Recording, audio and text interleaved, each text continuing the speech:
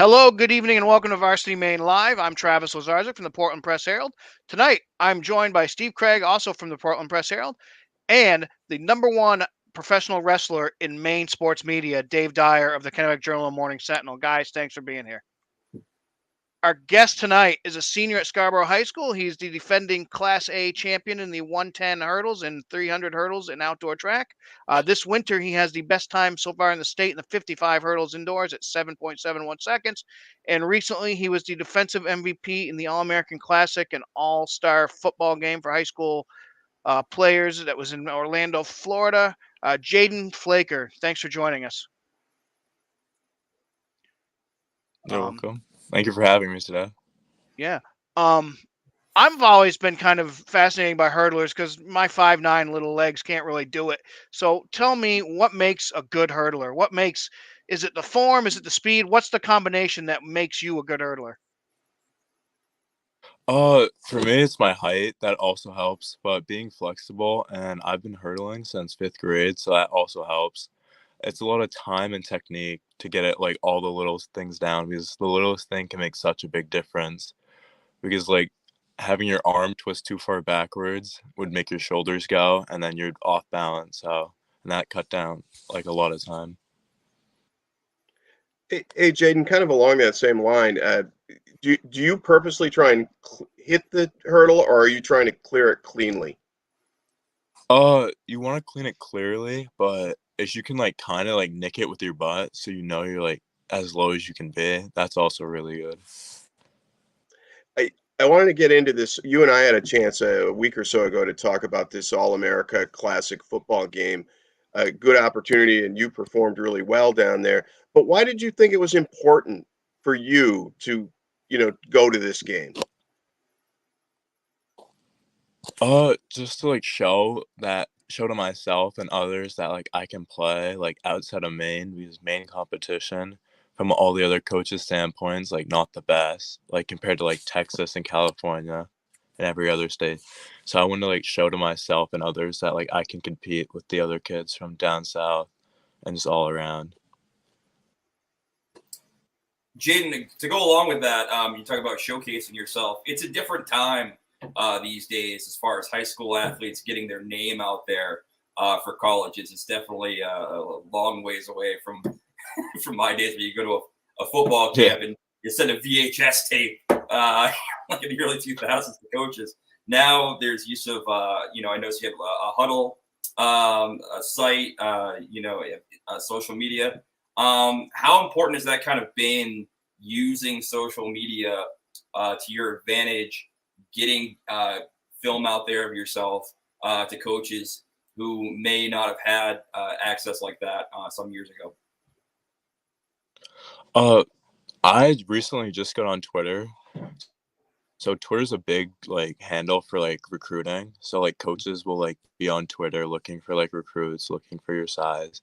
And I recently started like feeding more into my Twitter feed to like get more. And then like as I did that, like more coaches started to like to DM me, follow me. So that's been helping so much lately. I wish I started that earlier. Yeah, I was gonna kind of dovetailing off that thing. I get the feeling that especially in Maine, and maybe even more so for football, you have to really take control of your own recruitment process, I think. Do you agree with that? And why? Yeah. Yeah, I've been taking control of most of it, but I've had a lot of help from my coaches, Coach White and Coach Easton. They've been helping me because they played Division I football, so they know the game, know how it's done. So it's been helping out a lot. Just having their like guidance to like tell me what decisions to like make and what I should say, just influencing me. Jayden, we were talking before the show starts. You haven't made any decisions regarding your college choice yet, and you're looking to maybe wait until signing day next week, February 2nd. But what are some of the things you're looking for in a school? And other than football, do you think track and field will be a part of your decision?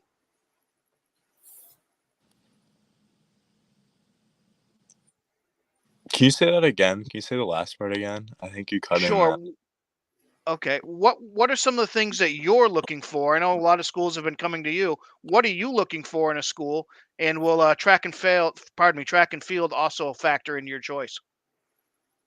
Uh, for what I'm looking for in a school, I'm looking for like a nice program, some nice coaches that want to push you to get you better and better, better like every single day, like a nice environment around you, nice student body life, a pretty big campus, but like nothing like too big in a school. Track and field, I would run track in college, but it's not my main focus right now. I just want to play football in college. That's like my main focus. Great. Thank you. Um, you come from a family of athletes. Your mother was a standout, ran track at Maine, a det, and obviously your older brother. I think most people in Maine are probably familiar with Jarrett because of his track success. And I'm wondering, because Jarrett was a recruited athlete and went through that process, do you feel like that gives you maybe a little extra insight or advantage when it comes to this whole process? Yeah, I can kind of got with him talking about official visits and all the other stuff that goes along with recruiting. One thing I didn't listen to when he was like talking about how important Twitter was and take that seriously because I didn't understand the app, so I didn't take it seriously, which I probably should have looking back at it. And he's just like told me so much of like how you should trust your gut, go what you think is right, and everything will work out at the end. Yeah, that's Uh, good. Go ahead, Dave. Sorry. I was gonna say, no, that's the kind of piggyback of what Steve was asking about. You come from a family of athletes. Your mother, your brother, obviously, is running in college right now. Your sister Oh, happened to be, Emerson happened to be won the USA Track and Field National Junior Olympic Championship in pentathlon this past summer, and then swept the 100, 200, and 400 meter dashes in the 13-14 age group. The Maine championships at my old high school at Massabesic in August. What is the competition like between you guys siblings, and who would you say are there debates on who the best athlete in the family is? oh, it's always so fun competing against each other, but I think Emerson will end up being the best because she can just look off of me and Jarrett and what we did good and like our mistakes and stuff like that, and she can just like fix on that. But Jarrett's definitely the fastest. I'm definitely the strongest and the biggest, and Emerson's definitely like the smartest when it comes to like all the games because she can just like figure out like what we did wrong, make come off of her mistakes. But yeah, it's always fun competing against each other. I've gotten I got a chance to meet Emerson earlier this year, but that also gave me a chance to meet your parents. Uh, your dad in particular, Jay. He's helped you get some of these opportunities, hasn't he? And I wonder if you could just maybe give him a shout out and what it's meant to have a parent who's willing to, go to Orlando with you for a all-star football game or go to a track meet out of state.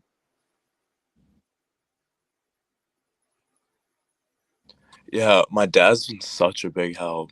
I own like everything because it's just giving us like the opportunity to like knowing like because we thought back then like Maine was like the only competition, like we couldn't go further. And then he would always reach out to find like better competition. I remember the first time he took us down to a regional track meet against like other kids in the region. And I didn't do too well, but my sister did well. And that just like showed us like put us in like the national footprint of everybody, and just like him always trying to find stuff to like get our name out there, pushing us to get better every single day when we don't even think we have it, but he sees something in all of us. So I love him from that. Just always pushing us, always willing to take us like across the country. Just it's amazing what he does. Okay, I got one more that's not really sports related. I learned this just minutes ago. I looked at your brother's bio on the George Mason University site. It said he was the ceramic artist of the year or some such award. What's your hidden talent that we don't know about? I'm really good at Madden. Like on the Xbox, I'm really good. Okay. Yeah. Do you want to see? I have it down here. Yeah, Oh. go for it. Yeah. Oh. He made this head. This is what. That's great. It's Odell Beckham. Fantastic. I He would always love to talks have about some of him. that hair. That would be outstanding. Like it actually. Great. That's hilarious. That's great. That's great stuff. And that's a great way to end this. Jayden Flaker, you have a big college decision coming up. Good luck with it, and thanks for joining us. Thank you. Thank you for having thanks me. a lot, Jayden. Good night. Appreciate you taking the time. Bye. Jayden Flaker from Scarborough High School. We will now move on to athletes of I the don't week. think we can know if we top can the top Odell that. Beckham ceramic head. That's Dave, if you've got a ceramic head, go get it now while I read these. The only thing I could really do is cut a promo on the ceramic head. That's about the best I could give you right now. Challenge it to a wrestling match. That's all right. Well, we will start with a milestone in Thorndike last night. Hannah Coolin from Mount View girls basketball, the senior, scored 12 points in a win over Levitt to give her 1,000 in a career. She is just the second player to reach that milestone in Mount View history. The other is former UMaine standout Emily Ellis. Dave, that's some pretty good company to be in. Yeah, and I actually talked with Mark Cooper last season, obviously during the pandemic, and there wasn't a tournament. He said that Cooling could have broken this record a year ago if had there been a normal season. So great to see her get to this. She's been Mount View's scoring leader for some time now. She has there's good depth there with that team with Cricket Thompson as well. But she broke the record against Levitt. Emily Ellis, obviously Mount View's greatest basketball product, was there in attendance at the game to congratulate her for breaking that record. That is excellent rarefied air to be in, to be part of that group, or that duo, I should say. So congratulations to her for that. Definitely. Casey Mills from Coney and Thomas Horton from Bonnie Eagle, these two football standouts were honored as the Frank J. Gaziano Lineman Award winners on Saturday. Mills was named the Defensive Lineman of the Year. Horton won the Offensive Award. And the next day, Horton said he's going to continue to play here in Maine. He'll be a Black Bear at the University of Maine. And in a little while, we'll find out if he's going to pull the double and also win the Fitzpatrick Trophy for the top senior. Logan Brown, Brunswick girls basketball, the senior guard, scored 20 points Friday in a 47-31 win over Mount Ararat, 18 Monday in a 42-40 win over Yarmouth, and 20 Tuesday in a 53-39 win over Falmouth. She hit 13 three-pointers over those games. Wyatt Knightley from Lake Region Freiburg Oxford Hills Hockey, he scored 3 goals and had an assist in the Ice Cats' 7-3 win over the Capital Region Hawks on Monday. Elle Nelson from Gorham girls basketball, she's a senior, and she scored 29 points, hitting 5 three-pointers in a 58-43 win over Thornton Academy last Friday, then scored 20 with 6 threes in a 47-39 win over Bonnie Eagle on Tuesday. Eric Richards, Mountain Valley boys basketball, he scored 32 points in a 61-54 victory over Oak Hill on Monday. Maeve Kelly from Cheverus girls basketball, she hit a three-pointer with 3 seconds to play to lift the Stags to a 42-41 win over Wyndham. We'll be talking about Cheverus a little bit later. Lily Romsley, Greeley girls hockey, she scored 5 goals, and Carrie Roberts also recorded a hat trick for the Rangers in an 8-3 win over Portland Deering. Grace Ramsdell from Wells girls basketball, she's a senior, and she scored 24 points in a 44-35 win over Yarmouth last Thursday, breaking a 25-25 tie with 10 consecutive points, and then she added 37 points in a 77-20 win over Freiburg. Noah Dupre from Lake Region boys basketball, he scored 41 points in Tuesday's 83-75 win at Cape Elizabeth. He is also Lake Region's captain. Remy Jo Awani from Deering boys basketball, the junior forward, scored 26 points and made 5 three-pointers to propel the Rams to a 64-59 win against AA North leading Edward Little on Tuesday. Steve, Deering's 3-8, but that win over number 1 at the time in the Varsity Maine poll, Edward Little, is going to be a big one for the Rams, isn't it? Huge win. They'd been 1-8 since a season opening win against Bonnie Eagle, which Remy Jo had a great game in that night too in their win against Bonnie Eagle. But he's a quick full court player. He plays tough defense. As a team, they get after it. And I was looking at this thing at their results. They've had at least 3 games against AA North teams that were 5 points or less, that were losses. So they've been close, but they're going to need more games from Remy Joe like he had the other night to, pull out a few more wins before this season ends, because that's just such a tough league, like we seem to talk about every week. Definitely. But what a huge win. I mean, just another one of those results that when you see it in the paper, it's like, wow, didn't think that was going to happen. It seems to be a lot of those this season. Absolutely. Emma Charles from Mount Blue Skiing. She won the annual Maranacook Wave Nordic Ski Race in 16 minutes, 36.2 seconds. Landon Johnson of Old Orchard Beach Basketball, the Seagulls junior forward and leading scorer in the Western Maine Conference. Johnson notched 32 points in a 63-54 win against Waynfleet. Lizzie Gruber from Gardner Girls Basketball, she had 14 points, 25, I'll say it again, 25 rebounds, 4 steals, 4 blocks, and a 42-28 win over Erskine. Levi Tibbetts from Lisbon Boys Basketball, he scored 18 points and grabbed 17 boards in the Greyhounds' 53-37 win over Halldale Monday. And on Friday, he put up 22 points in a 55-42 win over Winthrop. Brady Coyne from Falmouth Boys Basketball, the senior guard, scored 25 points in Monday's key road win at Marshwood. Came back with 22 points to support Jack Stoll's game-high 30 in Tuesday's win against Brunswick. And this week we had a few coaching milestones. Madison girls basketball coach Al Veneziano earned his 400th career win when the Bulldogs beat Monmouth. Gardner girls coach Mike Gray picked up his 200th win with that win over Erskine. And Deering boys basketball coach Todd Wynn got his 100th win as the Rams pulled off that upset over Edward Little. So congratulations to all. Moving on to the VarsityMaine.com polls. These are on VarsityMaine.com and voted on by sports writers from around the state and the Maine Today media family.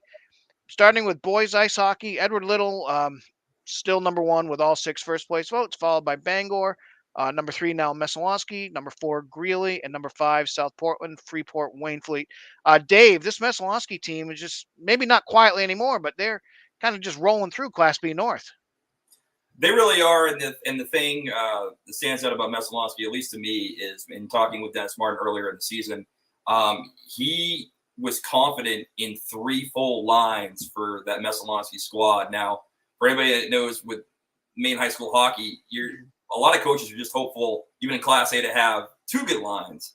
To be confident in 3 lines in Class B is something else entirely. And they've been coming through all season long. They're just rolling through the competition, and nothing seems to be stopping them to this point. So Dennis seems to be spot on with his thoughts on his team.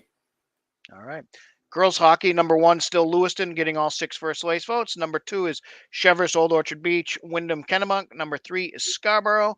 Number 4, Cape Elizabeth, Waynfleet, and South Portland. And number 5, Mount Ararat, Lisbon, Morse, Lincoln. Lewiston still looks like the team to beat, but they pulled out a 2-1 win over that Cheverus, Old Orchard, Wyndham, Kennebunk team. And then that team's coming on with a big 2-1 win over Scarborough. They have a big game coming up with the Cape Elizabeth, Waynfleet, South Portland. So girls ice hockey is starting to kind of take shape. Girls basketball, we had a little change at the top, and this is probably the closest of the polls. Number 1 is Cheverus with 5 of the 8 first-place votes. Number 2 is Oxford Hills, who was number 1 last week. Number 3, Skowhegan now picking up 2 first-place votes. Number 4, Gorham with 1 first-place vote. And number 5, Brunswick. Go back to you, Dave. The Skowhegan team, while Cheverus and Oxford Hills kind of have been getting a lot of the attention, is kind of doing their thing in Class A North. Skowhegan's been great, and I got to watch them last week against Lawrence.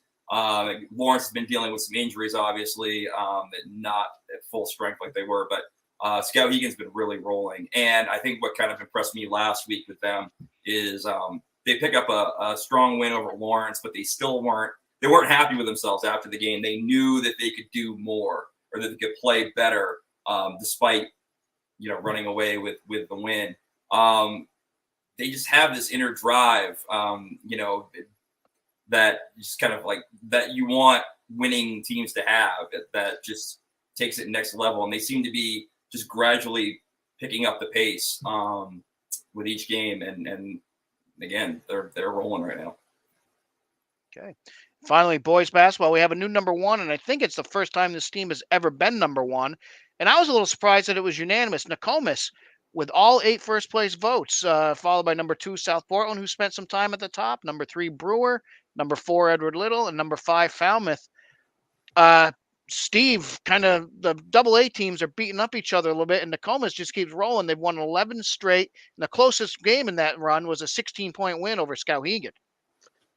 I know for me personally, I was kind of waiting for them to play this game against Brewer, and when they won so decisively, which was last Thursday night while we were doing the show, we were all checking to see the updates. That kind of cemented it for me. Granted, it was preseason, but they came down to South Portland in front of a big crowd and beat South Portland. And I think you can plant your flags, all 3 of them. You know, Nokomis is the darling of boys basketball as of right now. And, you know, I think, if all 8 of us agree, I guess there's something to it. It'd be great if this would be what I saw some stuff on Twitter. Wouldn't it be great to have some sort of an open-ended tournament at the end? Back in the day when we used to go to the Boston Garden for the New England Classics or whatever, just to see how good this team could be. But, there's still a lot of the season left too. Brewer will get them again. They've already right. And they played twice in the regular season, so yeah. But I mean, again, it's in the tournament. I'm thinking in the tournament, but I think whoever comes out of A North is going to be a prohibitive favorite, frankly, to win the state title. Does Falmouth look like the team to beat in the A South right now? That's what everybody keeps saying. I saw a really fun team to watch in Gray New Gloucester earlier this week. They lost a real good Class B team at York by just 2 points. Gray, those kids play hard and they hustle and they move the ball really quickly, and there's a lot to like about them. But boy, they don't have much size. It would, so I'm not sure if they can match up with Falmouth. And if they were to beat Falmouth, I don't know how they could match up against, say, Nokomis. Dave, you were going to say something. Go ahead. Oh, no, just to add one more thing about Nokomis, their home games are an event. It's people, you come into the new gymnasium that they have there, and the stands are already full for the JV game. And so it just stays for the varsity game afterwards. Their student section is loud. They've got flags that they're flying around. It's a playoff atmosphere during a time of which, you're really only getting about half the crowd because schools have their own rules right now about having home fans in, but maybe not visiting fans in. They do it up right in Nokomis. That's a playoff atmosphere almost every game over there. And as a fan, it's just been fun to watch. Great. Speaking of fun to watch, let's look at some games coming up. I mentioned that Cheverus, Old Orchard, Wyndham, Kennebunk girls hockey team. They've got a big game coming up tomorrow against Cape Elizabeth, Wayne Free, South Portland. Another boys hockey game coming up tomorrow, Bangor at Thornton in what should be a good Class A matchup. Dave, you got any games on your docket that you're looking forward to? Basically anything Nokomis is playing in. That's it. I mean, it's the number one entertainment thing up here in Central Maine. Yeah, it really is. I hate to say it. They're really, I haven't seen something like this. With you're talking about the stands being full before the JV game, going back to the Great Valley team days 20 years ago. You'd go up to that little gym in Bingham, and there'd be, people lined up at 5 o'clock trying to get in. No, it's been in that gym. It's a great little gym. Yeah. And I got to see Nick Mulot at Home State after that. He's a tremendous career. Steve, got anything you're looking forward to? Well, it's probably already half over by now, but I'll be curious to see how this Gray New Gloucester team did tonight at home against Yarmouth, which is the other top team, I think, in B South. No disregard to Spruce Mountain, which is undefeated, but I think York and Yarmouth would be the top 2 teams in that league. And then tomorrow night, kind of an interesting game will be Thornton at Falmouth. Thornton was the team that knocked off South Portland, but they've also lost recently to Sanford, which was a bit of one of those surprise games. And then Falmouth is considered the best team in Class A South, but they haven't fared very well when they've had to go up against the AA teams thus far this year, getting beaten handily by South Portland and then beaten by Portland. I think it was last Friday night. So those will be interesting games. Maybe it'll be a gauge, or maybe it'll just add to the confusion even more. Sure. Should be some good stuff coming up as the regular season nears its conclusion. Okay, before we go, I'd like to offer condolences and thoughts to the family and friends of Zachariah Abdullahi, Lewiston High graduate of 2016, was a member of the 2015 state championship soccer team that was uh, just set the tone for what Lewiston has done soccer-wise since. He was a great player. Unfortunately, he died in Saudi Arabia after a horrific accident. So thoughts to Zachariah's family, friends, and the Lewiston community. This has been Varsity Maine Live. Thanks for joining us this week.